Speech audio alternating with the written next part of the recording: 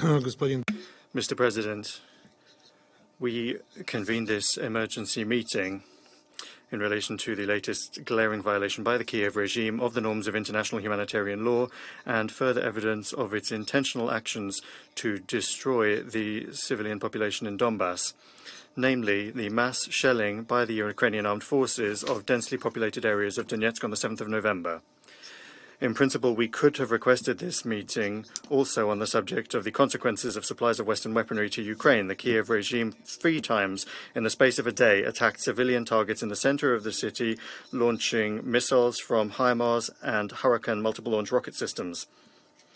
In addition to residential buildings, the strikes also hit the building of the Labour and Social Protection Office and a local bus. Here are some of the photos that we've received from the scene of the crime in Donbass, from the people of Donbass.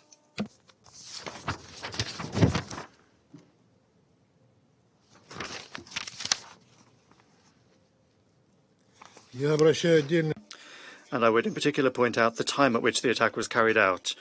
1625 hours, 4:25 p.m. in the middle of the working day, when the Office of Labour and Social Protection often had many visitors, then 4:40 p.m., 15 minutes after the first strike, and then less than 2 hours later at 6:27 p.m.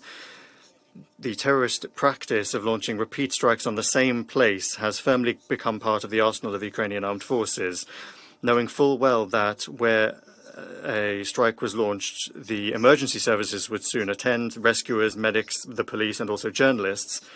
The Ukrainian armed forces are launching repeat strikes during their work, preventing them from evacuating the dead and wounded, and also preventing the emergencies ministry staff from fully beginning to deal with the consequences of the shelling. As a result of yesterday's attacks, 6 people died, 55 were wounded, including 3 children.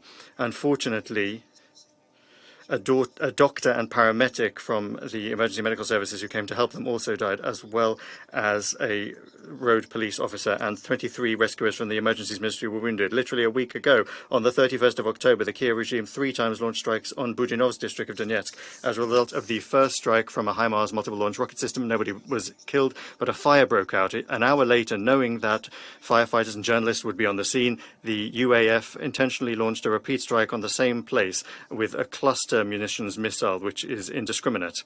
As a result of that, 2 people would die and 15 were wounded.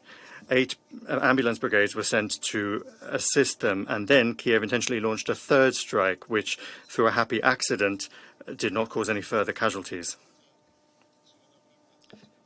These are intentional tactics, targeted tactics, without a doubt. During the active hostilities, apart from these examples, more than 20 cases of repeat shelling have been documented by the UAF upon emergencies ministry, rescuers and medics. The victims of the Ukrainian terror include 50 workers of the emergency services, and more than 200 have been wounded. Taking into account the fact that a large part of these strikes are launched by long-range, high-precision Western weapons, the UAF command absolutely did know where they were launching the strikes, and that the targets of those attacks were not military but civilian targets and civilians themselves. These are intentional and cynical crimes that have no statute of limitations. Responsibility for those crimes will be borne by the senior political leadership of the Kiev regime and those that carry out their criminal orders, and also the Western countries that flood Ukraine with their weapons, who, as we well know, also agree on the targets of those strikes. Calling such tragedies a collateral damage, and using the language of Washington to cover up with this term their own crimes and the crimes of their allies in Yugoslavia, Afghanistan and in the Middle East in the past, is something that they've done. And during the war in Iraq in 2003, the USA also carried out repeat strikes during the work of emergency and other services, often which is a part of their military tactics. As we can see, the Ukrainian armed forces are excellent pupils of their teachers. These strikes from the Kiev regime, these desperate strikes, have no military sense, and they can only be explained by their inability against the backdrop of failures on the battlefield without taking into account their former fellow citizens in Donbass and considering them people. In total, since February 2022, on the territory of DPR alone, artillery and rocket strikes by the Ukrainian armed forces have been carried out more than 25,000 times. On the territory of Donetsk, 145,000 shells have dropped. More than 16,000 residential buildings have been damaged or destroyed, and almost 3,500 civilian infrastructure elements have been destroyed, including around 700 educational facilities, more than 200 medical facilities, more than 1,100 electricity, water, heating, and gas supply systems. On the territory of the Republic, over this time, 4,755 civilians have died, including 140 children. 5,360 people, including 357 children, have been wounded to varying degrees of severity. And yet, as we well know, terror against the population of Donbass began not in February 2022. For the 8 previous years, since May 2014, the Ukrainian authorities had continued their armed aggression against their own people that did not accept the anti-constitutional Maidan coup in Kiev and who rose up to defend their rights and freedoms. Against the civilian population, forces were used, aviation, heavy artillery, and military hardware. The total number of those killed and wounded in Donetsk since 2014 is more than 20,000 people. Every subsequent such crime carried out by the Kiev regime confirms that we were right to begin the special military operation, a decision that was taken against the backdrop of shelling of the territories of the DPR and the LPR at the beginning of 2022. There was no other way left to stop the punishers from Kiev. Distinguished colleagues, we hope that today we will hear statements from you about the unacceptable nature of similar indiscriminate attacks on the civilian population. In the areas where yesterday's attacks took place, there are no military objects. This is the center of a large city. The Kiev regime and its Western backers knew this all too well. We trust that you will be bold enough and have enough principles to today call things by their names. Thank you. Mr. President.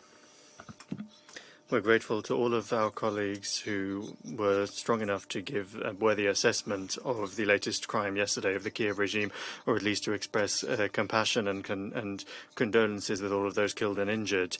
At the same time, we are forced to note that our Western colleagues on the Security Council took the fact that we requested today's meeting only as a basis to repeat their well-worn-out mantras that Russia is to blame for everything. Colleagues, you cannot even imagine how hypocritical and two-faced you look against the backdrop of what has happened. Today, as we heard, they're refusing to convene a meeting on the attack on civilian infrastructure and the deaths of civilians. It turns out that that is actually cynical. Doesn't it seem to you that saying that is actually the pinnacle of hypocrisy?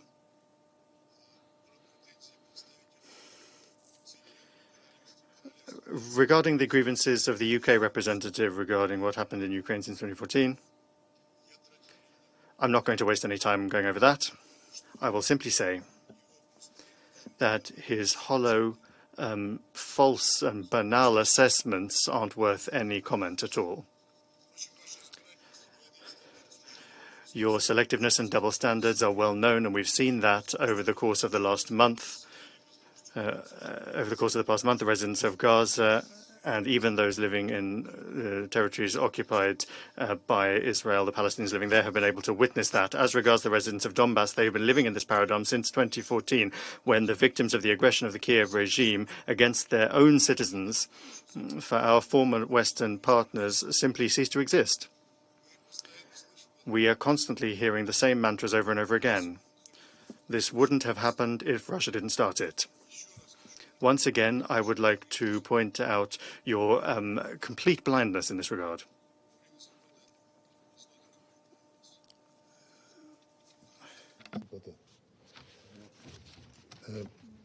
Intentional blindness in this regard.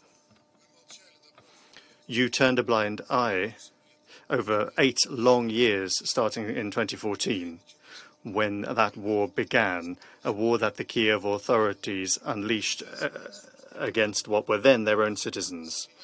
You turned a blind eye to the methodical bombing and shelling by the Kiev regime and its nationalist battalions of the peaceful towns of Donbass.